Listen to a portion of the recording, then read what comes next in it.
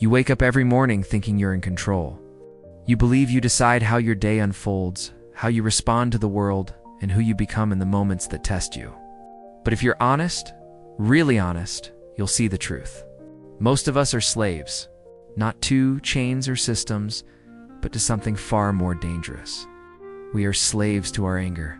A rude comment at breakfast and your peace is gone. Someone cuts you off in traffic and your blood boils. A message on your phone, a disagreement at work, a careless word from a friend, and suddenly you're no longer yourself. You're a puppet, controlled by your rage, dancing to the rhythm of every small trigger that crosses your path. You snap. You say things you can't take back. You destroy relationships that took years to build. And in the aftermath, when the smoke clears and the damage is done, you sit there wondering how you lost control so fast. But here's the uncomfortable truth. You didn't lose control in that moment. You never had it to begin with, 2,000 years ago.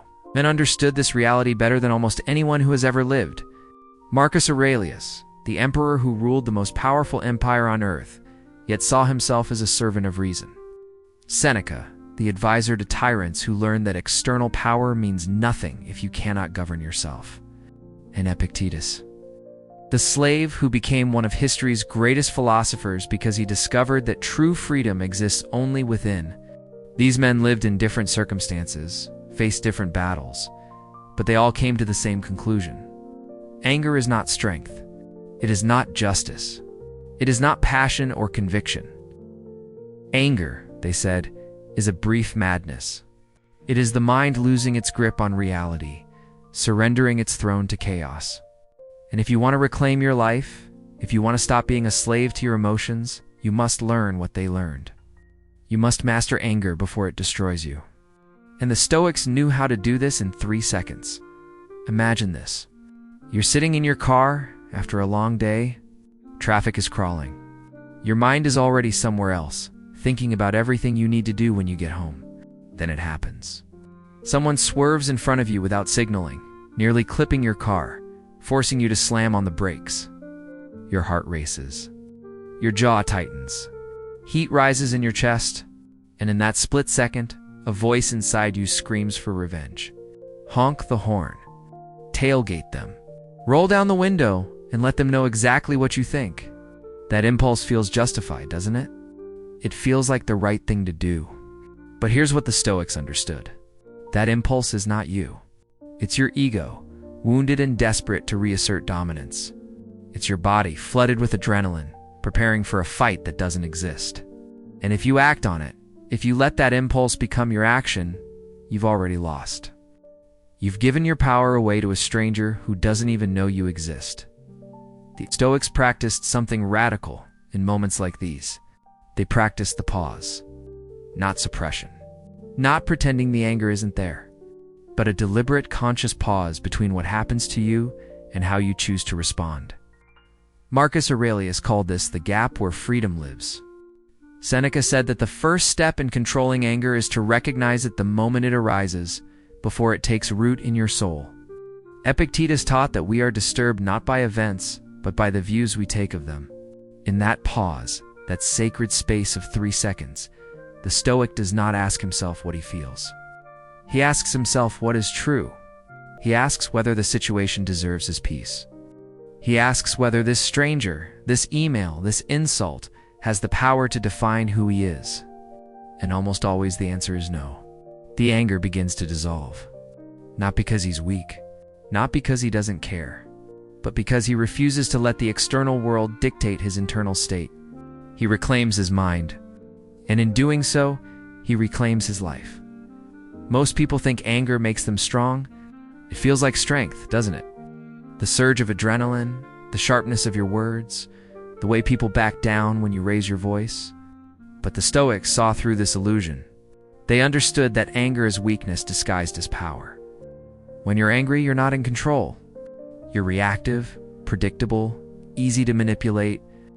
Anyone who knows your triggers can pull your strings and watch you dance. The Stoics knew that the truly strong man is the one who cannot be provoked. He is the man who remains calm when everyone around him is losing their minds. He is the man who sees chaos and chooses stillness. not because he has no emotions, but because he has mastered them. Seneca once wrote that anger is like a fire that consumes the person who holds it more than the person it's directed at.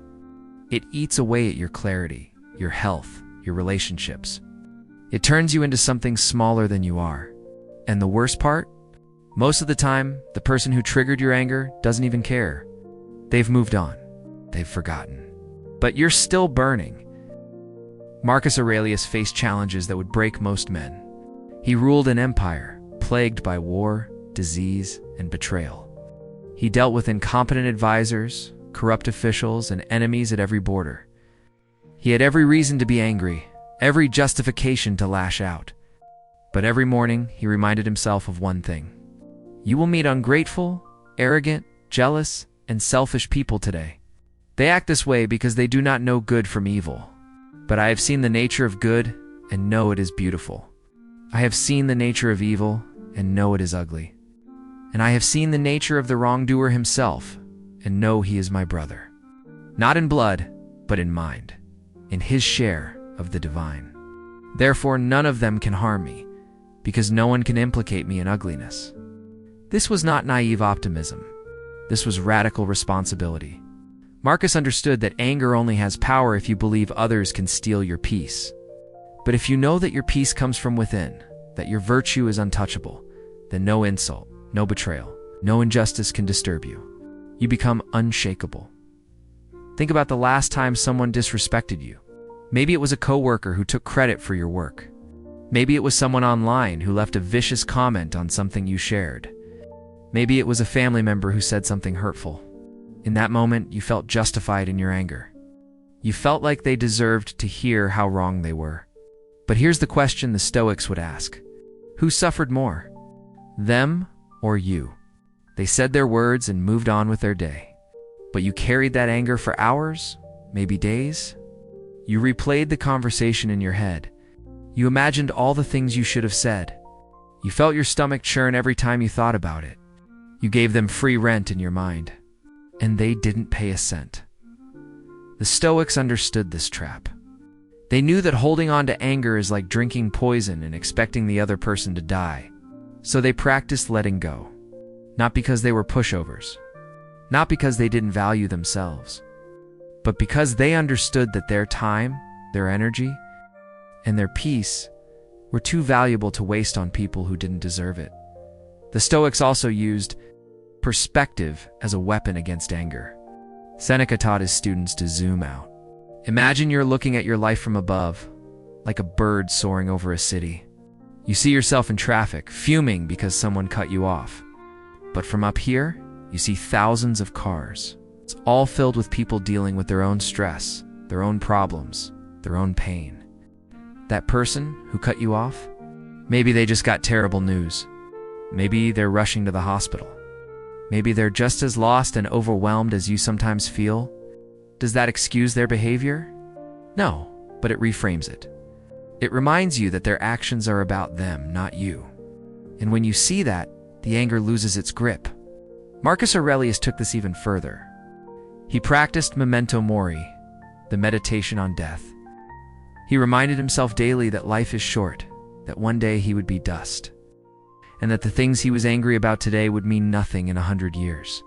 Not to be morbid, but to gain clarity, to see that most of what we rage about is trivial, to understand that every moment spent angry is a moment we'll never get back. And once you truly grasp that, you stop wasting your moments. You stop letting petty annoyances steal your joy. You start living like someone who knows how precious time really is. Here's where it gets powerful. The Stoics didn't just neutralize anger, they transformed it. They took that raw energy, that fire in the chest, and they redirected it. Epictetus said that every adversity carries with it the seed of equal or greater benefit. Every moment that tests you is an opportunity to practice virtue. Every person who provokes you is a training partner in disguise. When someone treats you poorly, you have a choice. You can descend to their level, match their energy, and become just like them. Or you can rise. You can respond with calm, with reason, with dignity. You can show them, and more importantly, show yourself, that you are not controlled by circumstances. You are controlled by principles. And when you do this, something incredible happens. You don't just avoid conflict. You earn respect. People sense when someone cannot be rattled. They feel the presence of a person who has mastered themselves. And that presence, that quiet authority, is far more powerful than any angry outburst could ever be. Let me paint you a picture. Two men are in the same meeting. Their boss unfairly criticizes them in front of the team. The first man feels his face flush. His hands clench. He interrupts, raises his voice, defends himself aggressively. Maybe he makes a good point, but no one hears it. They only see his anger. They only remember his loss of control. The second man feels the same surge, the same heat, the same impulse to fight back, but he pauses. 3 seconds. He breathes. He detaches. He reminds himself that this moment does not define him. He waits for the boss to finish, then calmly, clearly presents his perspective. He doesn't attack. He doesn't defend. He simply states the facts. The room shifts. People lean in. They respect him. Not because he was loud, but because he was unshakable. Both men felt anger, but only one mastered it. And that mastery changed everything. The truth is, anger will always show up. Life will always give you reasons to react. People will betray you. Plans will fall apart. The world will feel unfair. But the Stoics teach us that we don't have to be victims of our emotions. We have a choice. And that choice begins in the pause. In those 3 seconds between stimulus and response, that's where your power lives. That's where you decide who you are. Do you react like everyone else? Like a leaf blown by the wind? Or do you respond like a Stoic, like a man who cannot be moved? The answer to that question will determine the trajectory of your entire life. Because the man who can master his anger in 3 seconds can master anything. He can endure loss without bitterness. He can face criticism without crumbling. He can navigate conflict without becoming consumed by it. He becomes free. Not because life stops challenging him, because life can no longer control him. So the next time you feel that heat rising, that impulse to strike back, remember this. True power is not found in dominance. It's not found in getting the last word or proving someone wrong. True power is found in stillness, in the calm that cannot be provoked, in the strength to pause, to breathe, and to choose your response. The Stoics knew this. They lived it. And they left us the blueprint. Now it's up to you. Will you be a slave to your anger? Or will you be the master of your fate? The choice, as it always has been, is yours.